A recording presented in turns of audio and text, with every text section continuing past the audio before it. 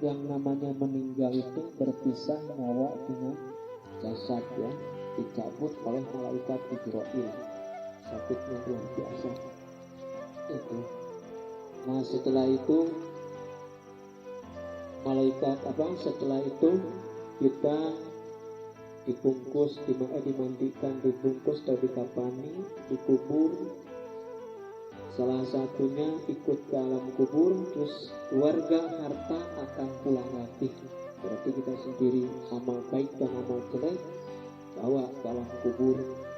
Itu satu kisah yang memeriksa alam kubur itu malaikat Munkar dan Nakir. Ya, Munkar dan Nakir. Siapa Tuhanmu? Adalah Allahu Rabbi. Tapi dalam satu kisah di dalam kitab apa ya lupa, Baqaikul Ahbar di situ ya. Sebelum malaikat Munkar dan Nakir ada yang memeriksa. Sebelum kita melangkah 7 langkah coba. Ada yang memeriksa malaikat, yaitu malaikat Rauman. Ya dalam kasam suwal komar. Jadi pelototnya malaikat Rauman itu kayak matahari dan bulannya. Nah setelah itu malaikat Rauman ditugaskan oleh Allah Subhanahu wa Ta'ala masuk ke alam kubur. Ya Ruman, hai Ruman, periksa mayit yang ada di alam kubur. Pas begitu malaikat Ruman tidak membawa apa-apa, sedangkan disuruh memeriksa atau mencatat amal kebaikannya dan amal kejelekannya. Maka sebelum meninggal diperbanyak amal baik. Umat Nabi Muhammad ketika melaksanakan kebaikan dicatat oleh malaikat yang mencatat amal baik. Tapi ketika melaksanakan kejelekan ditunggu taubatnya. Jadi ditunggu taubatnya. Itu saking sayang-sayangnya umat Nabi. Nah setelah itu malaikat Rauman tidak membawa apa-apa. Tidak membawa pensil, tidak membawa buku, dan tidak membawa tinta. Midadaka raikuka. Ya Rauman,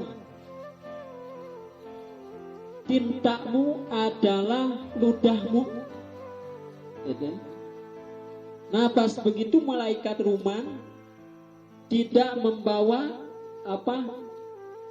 pensilnya, usbuka kalau nggak salah, usbuka, tunjuk kamu sendiri. Terus setelah itu tidak membawa bukunya, sobek kain kapan satu tugelan atau satu sobekan. Mungkin kalau secara ini itu ya begini, terus dicatat di kain kapan. Nah setelah itu malaikat Rauman merasakan malu dikarenakan mayit tersebut banyak amal jeleknya.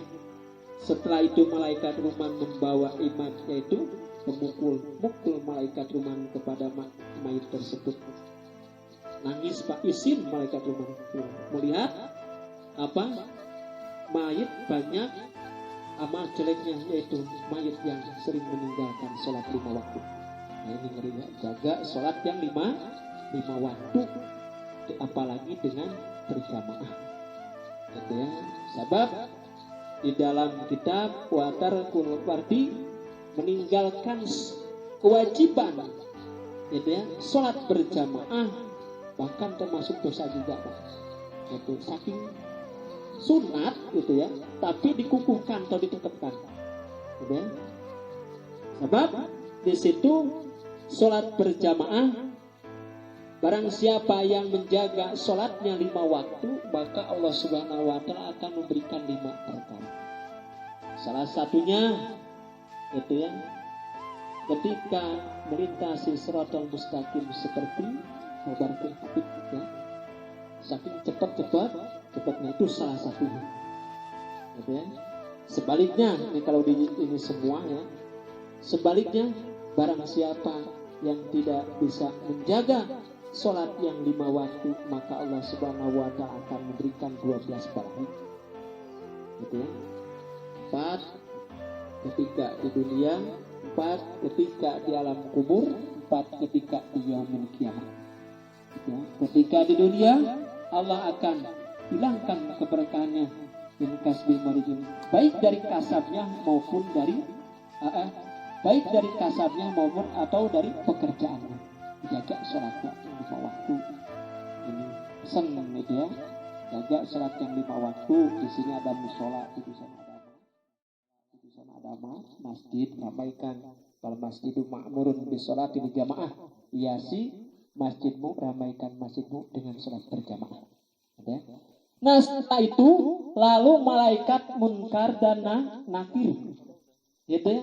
Ini gak usah dihafalkan. Yang menjawab adalah amal-amal kita, tangan-tangan kita. Sebab di surat Yasin kalau gak salah ada tuh, gitu ya. Tangan kita akan menjadi saksi di di alam kubur. Terus ini mulut akan jadi saksi, kaki akan menjadikan saksi. Laksanakan kebaikan, insya Allah ketemu kebaikan. Nah setelah itu Pak, di hari pertama, di hari ketiga, ya, langsung hari ketiga. Di hari ketiga, arwah kita masih ada di seling kita. Itu, masih ada. Maka dan izinkanlah aku ya Allah. Gitu ya. Allah minta izin ke Allah minta izin. Ruh minta izin kepada Allah. Itu. Ya ruh, silahkan kamu masuk ke alam kubur. Itu. Silahkan kamu masuk ke alam kubur, kata Allah. Itu. Ruh menjawab, saya pengen ketemu dengan jasadmu. Sedangkan ketika sebelum dicabut nyawa kita, sebelum berpisah nyawa dengan jasad, aku pernah bersamamu. Gitu, di hari ketiga. Gitu, di hari ketiga. Di hari kelima, Pak, izinkanlah aku ya Allah. Aku pengen ketemu dengan jasadmu. Gitu ya. Pengen ketemu dengan jasad, sebab pernah bersama denganmu. Gitu ya. Pas begitu ruh ngelihat ke alam kubur, sudah mulai di sini ya, sudah keluar nanah dari kelima. Pertama yang meletus adalah perut, Pak. Gitu ya. Terus sudah mulai darah keluar. Nah setelah itu di hari ketujuh, ruh minta izin kepada Allah. Ya Allah, izinkanlah aku. Aku pengen bertemu dengan jasadku, sebab aku pernah bersama denganmu. Itu. Hei jasad yang kata Allah gini, silahkan ruh, kamu masuk ke alam kubur, tapi jangan dekat-dekat melihatnya. Gitu ya. Nah setelah itu si ruh melihat, Pak, itu sudah mulai membusuk.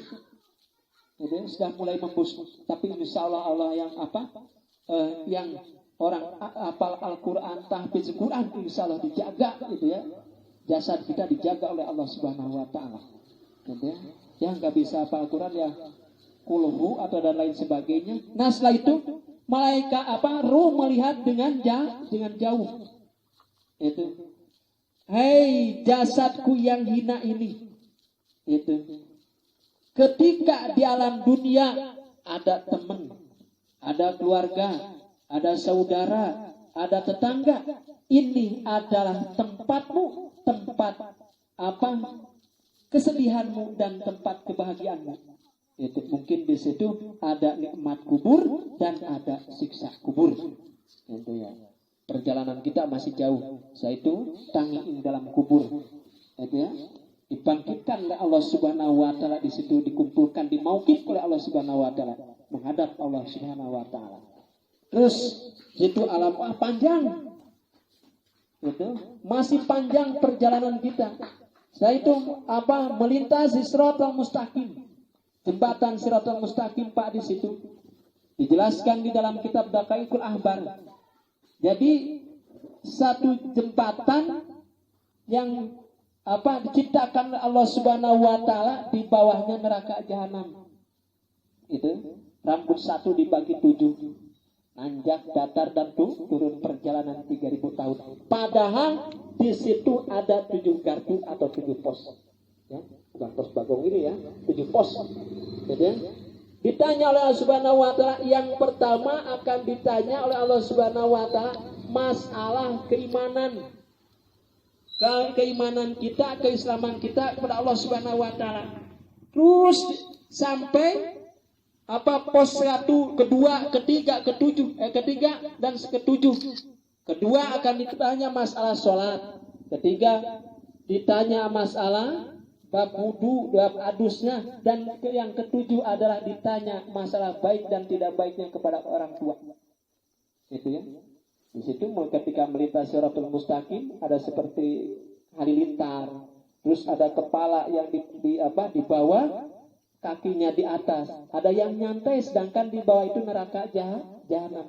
Bahkan satu kaul di situ ada satu kaul yang tidak bisa melintasi Siratal Mustaqim. Kata malaikat Jibril kata Nabi Muhammad, ya malaikat Jibril, ini kenapa orang ini gak bisa melintasi Siratal Mustaqim?